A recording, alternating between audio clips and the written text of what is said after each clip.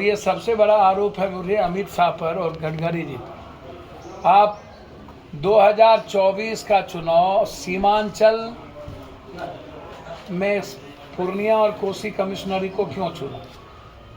क्या आप बाढ़ से मुक्ति दिला दिए?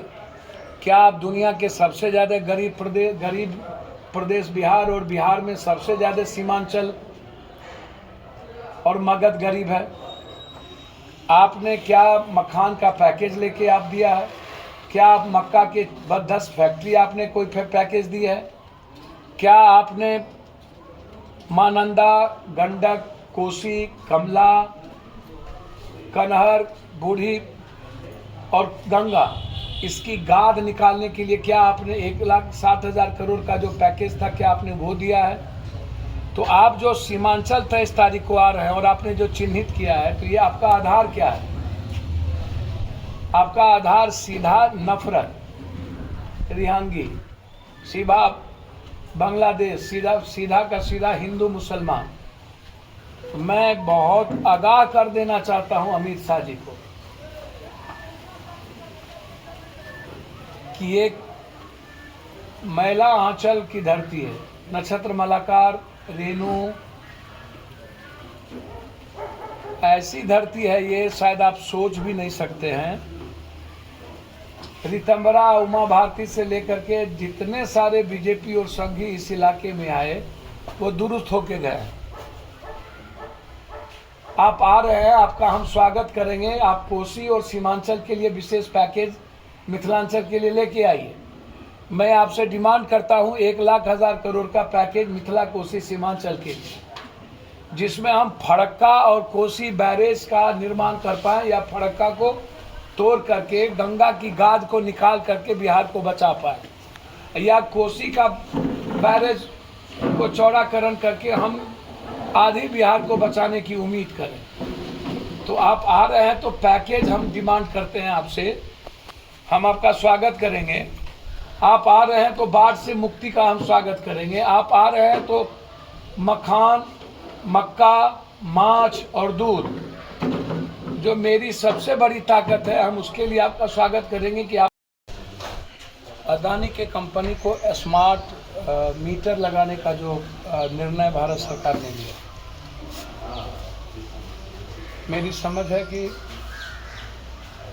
68,000 करोड़ से ज़्यादा ऊपर। आखिर दुर्गा पाठ से चंडी पाठ अदानी कंपनी को ही क्यों मिलती जा रही है? 2G पर इन्होंने कांग्रेस को हाय तौबा मचाया और 5G पर कोई भाजपा इतनी बड़ी चोरी की, लेकिन इस पर कोई बोलने को तैयार नहीं। ये जो स्मार्ट मीटर है, मैं इसको अविलंब या तो ड्रॉप करिए या तो स्मार्ट मीटर के बिल की कोई जांच हो। जो बिल आता था उससे कई गुना ज़्यादा बिल स्मार्ट मीटर से आना शुरू हो गया। स्मार्ट मीटर लगने से चालू होने के बीच में ही बिल भी शुरुआत हो जाती है। स्मार्ट मीटर लगने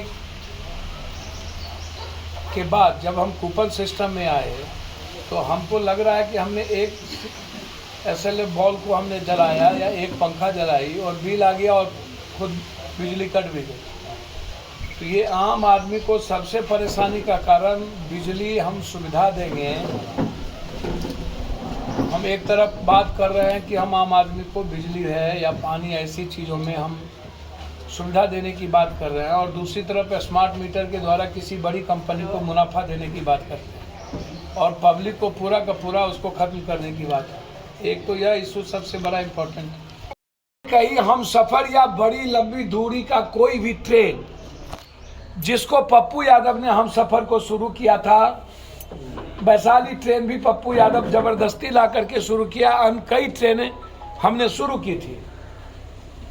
अब आप हमको एक बात बताइए, मैं आपसे एक बात पूछूंगा, जब MP MLA मंत्री सो जाएगा, जब हम लड़ना और आवाज देना खत्म कर देंगे और सड़क सूनी हो जाएगी, तो सरकार तो बर्बाद होगा ना हो। न जनता लड़ना चाहती है न प्रतिनिधि। आम जनता की सुविधा छीनने की औकात भारत सरकार को बाप जिंदगी में नहीं हो सकता।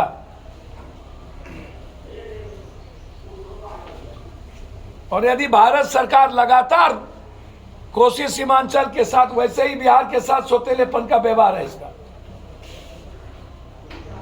और लगातार हमारी सुविधा पर, हमारे पीठ पर लात मारते जा रही है, हम बहुत आग्रह करेंगे इस इलाके के कई जो सांसद हैं, पूरा सीमांचल कोसी की, कि आप एकजुट होकर प्रधानमंत्री से मिलें, रेल मंत्री से, या सदन में आप इस मुद्दे को उठाएं कि आप सबसे ज्यादा पंजाब जाने वाला, साउथ जाने वाला जो ट्रेन था, जिससे कोसी सीमांचल का सफर सबसे ज्यादा था, दिल्ली आने वाला, आपने उस ट्रेन को खत्म कर दी। तो मैं आपको वचन देता हूं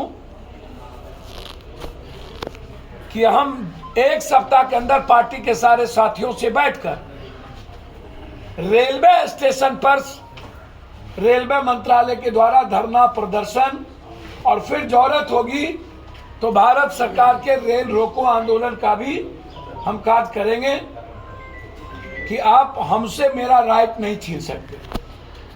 तो रक्त चरित्र का आपका जो कैरेक्टर है, आरएसएस और बीजेपी का जो कैरेक्टर है, कंप्लीट रूप से नफरत का, सोसाइटी बांटने का, डर का, मैं चुनौती और चैलेंज के साथ कहता हूं, नफरत और डर पैदा करिएगा तो हम बड़ी कठोर चुनौती स्वीकार करेंगे, और फिर नफरत का आधार के लिए पप्पू यादव से लड़ना हो। इसलिए हम 23-24 तक इंतजार करेंगे आपके आचरण का, और उसके बाद 2024 का एजेंडा सेट करने हम आपको नहीं देंगे कोसी सीमांचल। उसके लिए पप्पू यादव को जो भी कुर्बानी देनी पड़ेगी हम देंगे, लेकिन समाज बांटने का राइट बीजेपी को और आरएसएस को नहीं, जो लगातार हो रही। मैं हिंदी भाषी इलाके के क्षेत्र के लोगों से अपील करता हूं कि हमको साउथ इंडियन से सीखना चाहिए, हमको नॉर्थ से सीखना चाहिए कि वो नफरत करने वाले और डर पैदा करने वाले को कभी प्रवेश करने नहीं दिया।